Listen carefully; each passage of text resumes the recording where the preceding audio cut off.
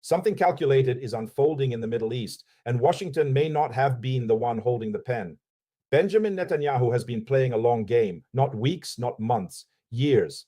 The architecture of this strategy was never about Gaza alone, never about Hezbollah alone, and certainly never about a two-state solution that was quietly buried decades ago. This is about Iran. It has always been about Iran. And the question that serious Americans, the ones paying attention between the headlines, need to ask is devastatingly simple.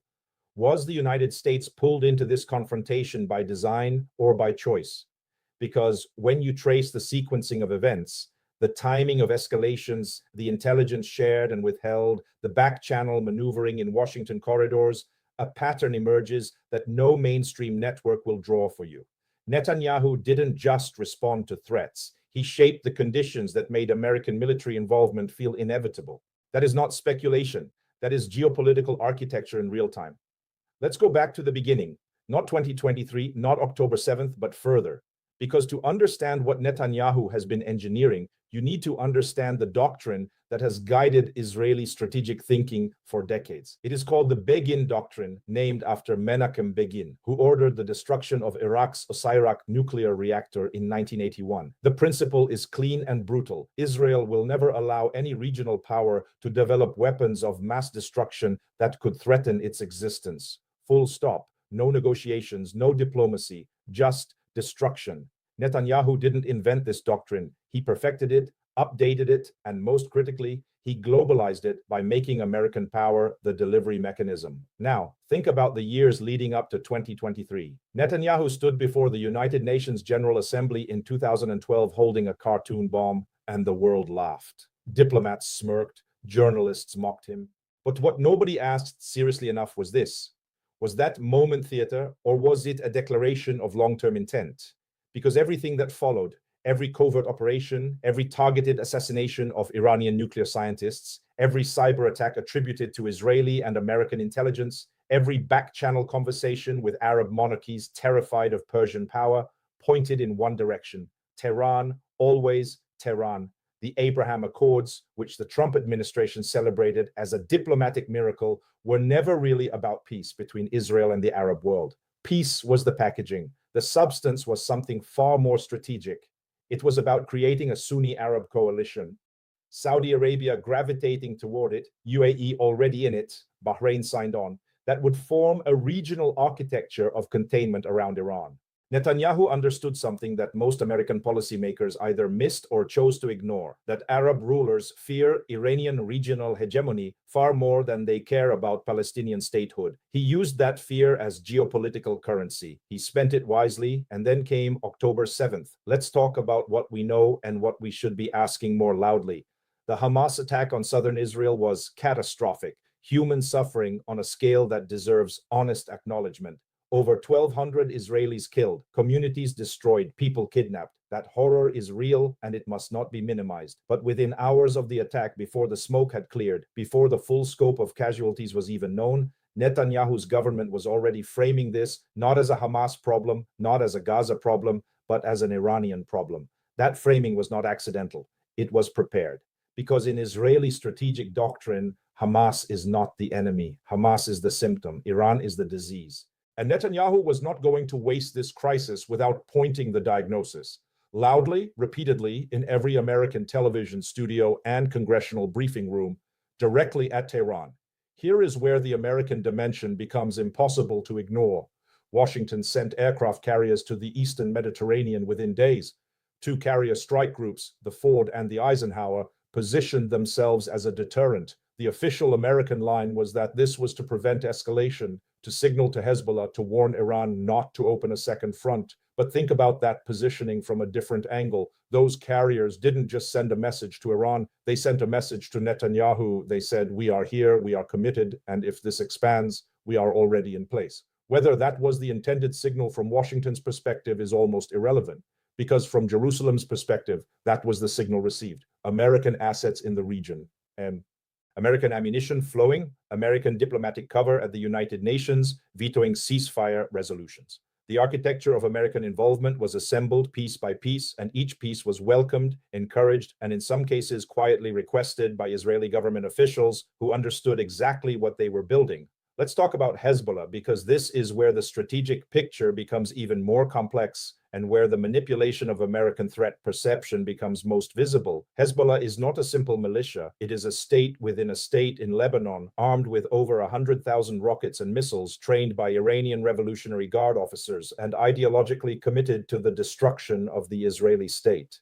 It is also Iran's most powerful deterrent, a gun pressed to Israel's northern throat that says, if you strike Iran, Lebanon burns, and so does northern Israel. Netanyahu has wanted to neutralize that deterrent for years, not because Hezbollah launched a ground invasion, but because its existence fundamentally constrains Israeli freedom of action against Iran. When Israeli forces began striking Hezbollah infrastructure in Lebanon in 2024, command structures, weapons depots, eventually senior leadership, including Hassan Nasrallah himself, this was not reactive. This was strategic preparation. You do not strike the deterrent unless you are planning the action that the deterrent was meant to prevent.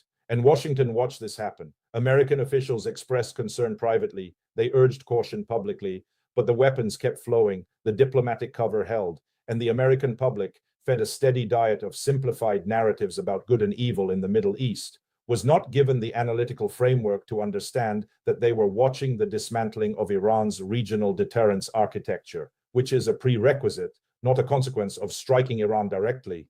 Netanyahu was not reacting to a war. He was clearing the chessboard. Now we arrive at the moment that historians will study for decades: the direct Israeli strikes on Iranian territory. When Israel struck Iran in April 2024, it was the first direct military exchange between the two countries in their history. Iran had fired drones and missiles at Israel, also a historical first, and Israel responded with precision strikes on Iranian air defense systems near Isfahan, where Iran's nuclear program has significant infrastructure. Let that geography settle in your mind for a moment. Israel didn't strike a military base in the middle of nowhere. It struck air defense systems near nuclear facilities. That is not a message about retaliation. That is a demonstration of capability. It is Israel saying to Iran, to the region, and most importantly to Washington, we can reach what matters, and your defenses cannot stop us. The American role in that exchange deserves careful attention. The United States helped Israel intercept the Iranian drone and missile barrage. American naval vessels, American fighter aircraft, American and allied systems all contributed to the defense of Israeli territory. This was framed as defensive, but participation in the interception of an Iranian strike against Israel is not a neutral act. It is a military act. It puts American forces in direct operational conflict with Iranian military operations. The line between supporting an ally and being a co-belligerent is a legal and political distinction. On the ground, in the air, and on the sea, it no longer existed. And here is the most important question that almost nobody in the mainstream American media has asked with the seriousness it deserves. At what point did American policy in the Middle East stop being American policy and become Israeli policy executed with American resources? That is not an anti-Semitic question.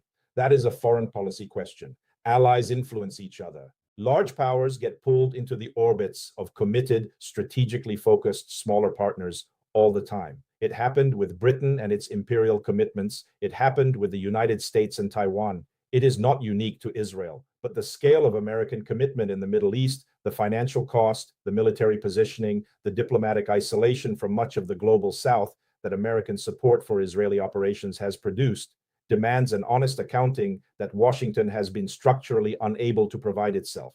Because here is the deeper architecture that Pepe Escobar's readers understand and that mainstream American audiences are only beginning to process. The United States' strategic position in the Middle East has been deteriorating for years. The credibility damage from Iraq, the chaos of Libya, the failure of Syria policy, the humiliation of the Afghanistan withdrawal. American prestige in the region was already significantly diminished before October 7th. What Netanyahu understood, and this is the cold, unsentimental calculation at the heart of his strategy, is that a weakened American patron is a dangerous thing to have.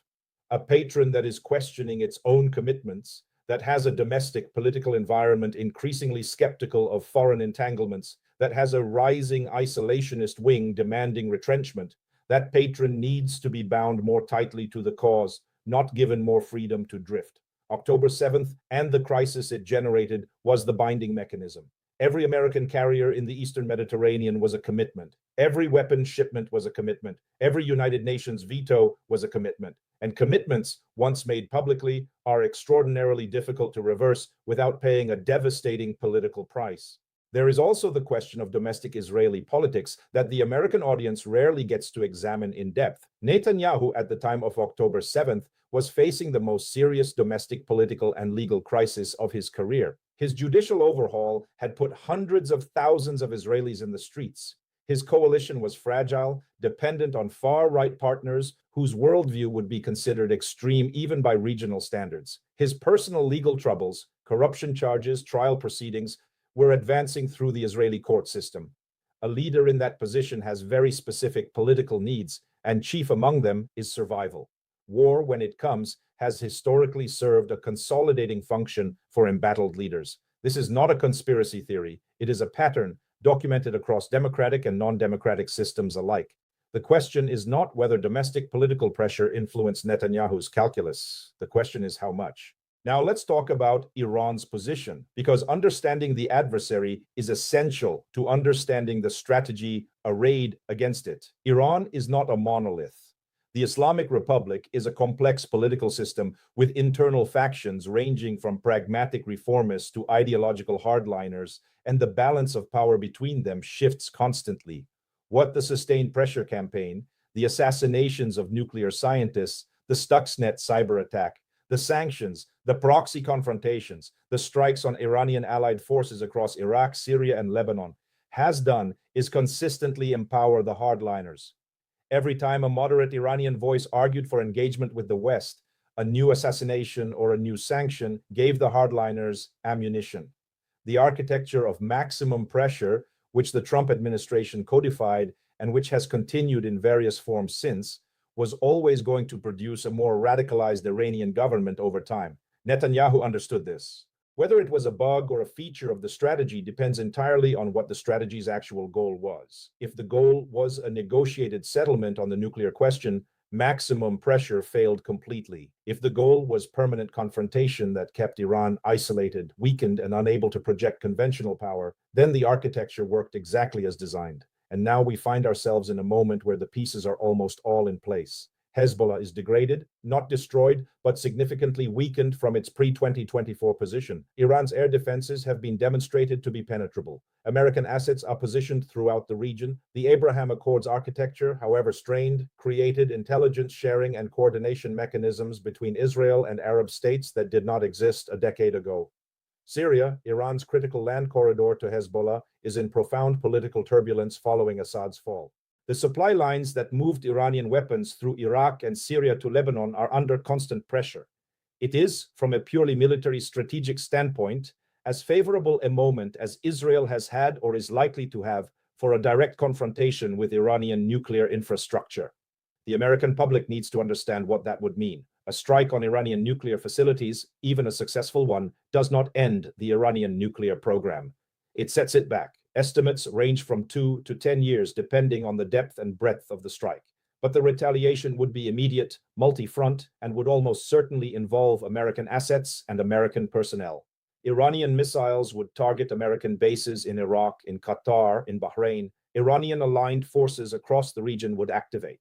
The Strait of Hormuz, through which roughly 20% of the world's oil supply passes, would be threatened.